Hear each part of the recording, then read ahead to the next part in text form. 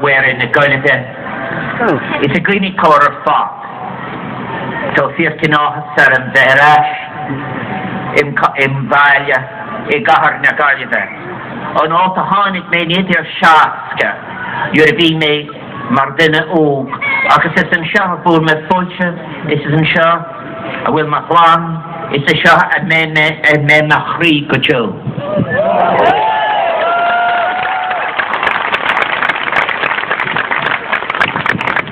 I want to say a very sincere thank you to all of you for turning out and for your patience and waiting for my arrival for this welcome home.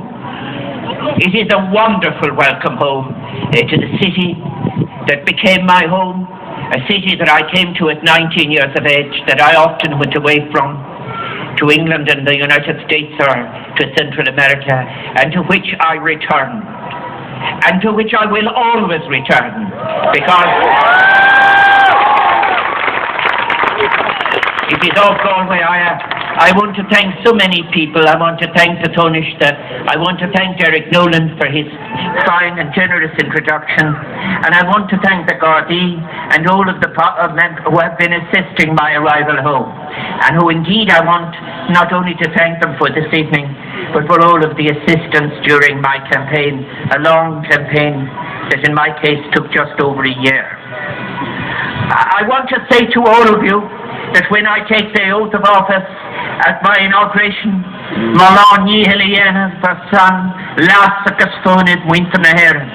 I would dedicate my abilities to the welfare of the people of Ireland.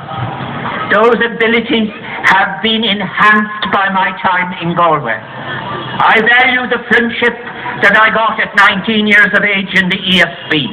I value the friendship I got in the university as a student. I value all those conversations I had as a university teacher with my colleagues and with all the students who went through the gates.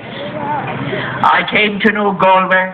I came to love Galway in the ways, for example, that it could, this extraordinary city of generosity that has a great heart, this great city located as it is between two great pieces of water, the ocean and the Corran.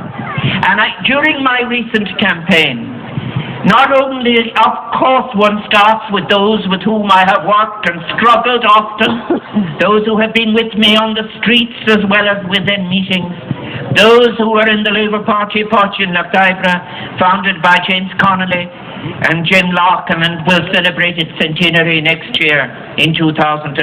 But all those, when I announced that I had the nomination from the Labour Party to stand to be the 9th President of Ireland, every single branch of Galway society came forward and said, can we help?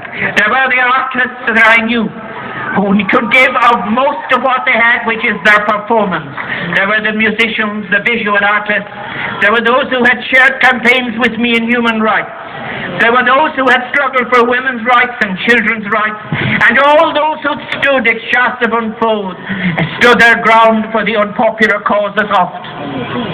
You know, one thing that you didn't need to do in Galway was to ever trim the message.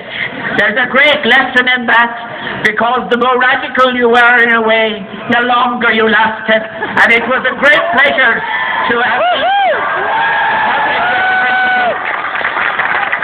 have been a councillor, mayor of this city twice, to have represented you in the Dáil for 25 years and 9 years in the Senate. And I remember most movingly as far back as 1981 when I left to go to cover a massacre in El Salvador. And always the attitude was, the people of Galway never for once was accepted that my work as a public representative was a work that would take their name to the places that were struggling in Salvador or Africa or where else.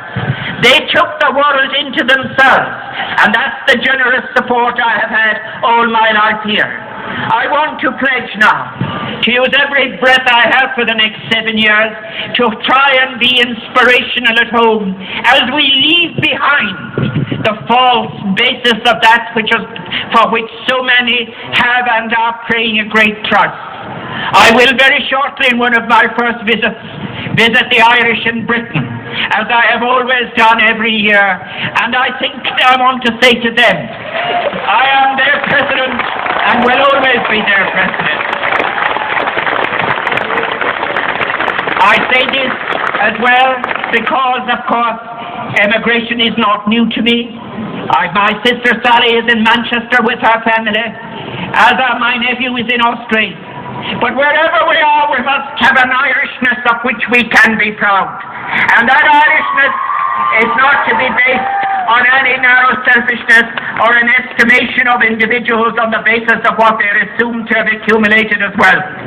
It will be in the power of looking after each other, because as we move into this next 7 years, we must take all our problems as all our problems, not those of individuals. And it is collectively and cooperatively we will face those challenges. I want to thank all of you. I can't thank individually the 1,700,104 people who have said to have me as president. But I want to say thank you to my Director of Elections, the Assistant Director for Elections, Brian McDowell, and my daughter Alice Mary Higgins, and the wonderful local committee who, when I was on the road, I knew that things were happening in Galway, and they were seeking your support on my behalf. And I thank them all. I will not name them all, but they were wonderful, the local Galway committee. Galway will always be in my heart, and I know it is raining, but I want to say this. It is my intention to turn language into reality. I will work for an inclusive citizenship. I will celebrate and support a creative society where things from the strengths that we know that we have, based on the decencies that are always there in the hearts of Galway people, as well as that drawing on the imagination and the good humour that is there, because the future is a wonderful future for all of us. And when I am doing it as I've learned the lesson, anyone who is your president must be a president for people of every age. And I must advocate policies for the generations that are yet to come. I think there is nothing wrong with saying it publicly and often, all of you to each other. I love Ireland and I love its people. And I believe that all that is happening, I say pay tribute to the work of change and transformation that has already begun.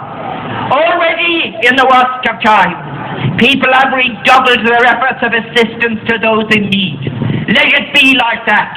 Already when someone has a good idea, they are encouraged. We look at the state and its institutions and administration and we say, look,